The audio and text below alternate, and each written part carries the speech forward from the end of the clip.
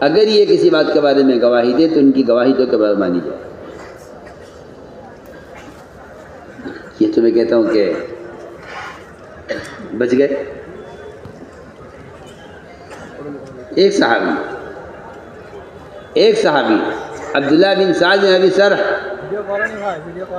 اس لیے کہ قرآن حدیث سے بھرے ہوئے ہیں کہ مسلمان صرف آمنا کہہ کے مطمئن ہو جائے ہم ایمان لائے ہوئے ہیں. نہیں، اللہ تعالیٰ مومن کے ایمان کا امتحان لیں گے، سخت امتحان.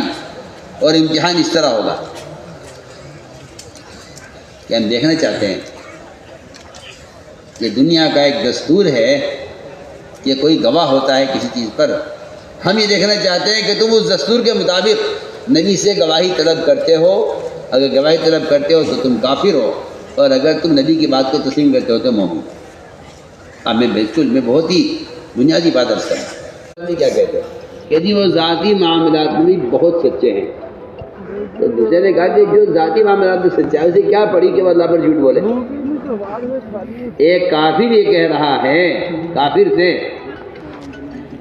ایک کافر تو یہ کہہ رہا ہے کہ جب وہ اپنے ذاتی معاملات میں سچے ہیں تو انہیں کیا ضرورت پیش آئی کہ وہ نبی ہونے کا دعویٰ کرنے میں جھوٹے ہوں.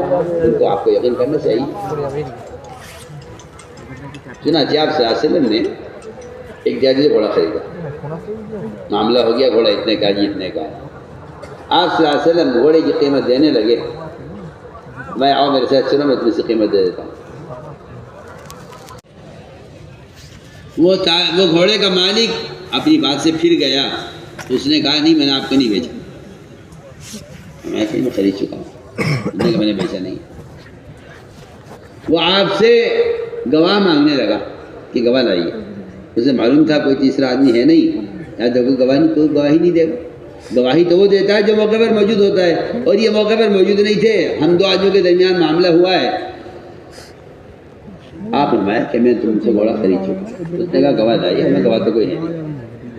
ابھی بات چل رہی تھی، اچانک خزیمہ بن ثابت ادھر سے تشریف لائے. دیکھا کہ اللہ کے نبی سے گواہی مانگ رہا، اللہ کے رسول سے گواہ مانگ رہا. یہ گواہ لائیے. میں تو پہلے بھی عرض کر چکا ہوں نا کہ نبی سے اس کی بات پر دلیل طلب کرنا کفر ہے، ایمان کے خلاف ہے. کیا آپ نبی سے گواہی طلب کریں؟ خزیمہ آگے بڑھے. عرض کیا کہ میں گواہی دیتا ہوں، آپ اس سے گھوڑا خرید چکے تھے، معاملہ آپ کو ہو چکا تھا، میں گواہی دیتا ہوں. آپ اسے قیمت دیجئے، گھوڑا لیجئے. آپ کی بات اس سے ہو چکی ہے، معاملہ ہو چکا ہے، میں گواہ ہوں. آپ صلی اللہ علیہ وسلم نے فرمایا خزیمہ بن ثابت سے، خزیمہ تم نے گواہی کیسے دی؟ یہ سوال اتنا خطرناک سوال ہے. প্রচার করতে চাইল।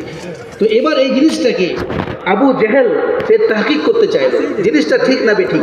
তো সে এটাকে তাহকিক করার জন্য নিজে সে সফর করলো, আর সফর করার জন্য সে গেল এবং মানুষ এই যে জিনিসটা যদি আমি দেখে আসি আর নবী মুহাম্মদ সাল্লাল্লাহু আলাইহি ওয়াসাল্লামের কথার সঙ্গে মিল না খায় তো মানুষকে আমি বলে দেবো এটা মিথ্যা বলছে।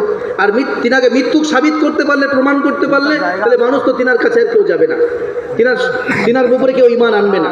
তো এটা চেষ্টা করলো। তো এই কুফরি চেষ্টা নিয়ে সে ওখান থেকে গেল। আল্লাহ তাআলা কোরআনে বলেছেন লা ইয়াগুররান্নাকুম তাকাল্লুবুহুম ফিল বিলাদ, তারা যে ঘুরছে ফিরছে দুনিয়ার বিভিন্ন জায়গা যাচ্ছে, এগুলোতে তোমাদের কোনো অসুবিধা নেই, তোমাদের কিন্তু চিন্তা করার প্রয়োজন নেই, এটা তোমাদেরই ফায়দায় আসবে। তোরা যে তোমাদের জন্য চেষ্টা করবে, তোমাদের জন্য চক্রান্ত করবে, এই জিনিসটা তোমাদেরই ফায়দাতে আসবে। তো মানুষ যখন এই জিনিসটা বিভিন্ন জায়গায় গিয়ে নবী সাল্লাল্লাহু আলাইহি ওয়াসাল্লামের ব্যাপারে তারা ছড়াতে চাইলো যে মুহাম্মদ সাল্লাল্লাহু আলাইহি ওয়াসাল্লাম ইনি সাহির, জাদুঘর, এটা কাহিন, এগুলো বললো, তখন মানুষ দেখতে আসছে মদিনায় যে দেখি উনি কেমন, ওনার চেহারা কেমন। যিনি তোমরা যারা কাহিন বলছো, যাকে সাহির বলছো, কোনো রিওয়ায়েতে এসেছে, অনেক রিওয়ায়েতে এসেছে এই বিষয়ে যে তিনাকে কেউ গ্রেফতার করার জন্য এসেছে, তিনাকে অনেক রকম ধারণা নিয়ে তিনার কাছে এসেছে। আর যখন তারা মদিনায় এসেছে, নবী সাল্লাল্লাহু আলাইহি ওয়াসাল্লামের কাছে বসেছে, তিনার সংস্পর্শ পেয়েছে, তখন তারা হেদায়েত পেয়ে গেছে। তারা বিভিন্ন ধারণা নিয়ে এসেছে, হুজুরের কাছে এসে তারা হেদায়েত পেয়ে গেছে। তাদের এইভাবে কুফরকে মায়ুস করা হয়েছে। তো আবু সুফিয়ান ওখানকার বাদশার কাছে গেল এবং বাদশার কাছে গিয়ে সে পুরো কিস্সা বলল যে এরকম ঘটনা মুহাম্মদ সাল্লাল্লাহু আলাইহি ওয়াসাল্লাম আমাদেরকে শোনাচ্ছেন। তখন সেই মজলিসে একজন ব্যক্তি ছিল, সে উঠে দাঁড়ালো, বলে মুহাম্মদ সাল্লাল্লাহু আলাইহি ওয়াসাল্লাম যা তোমাদেরকে শুনিয়েছেন এটা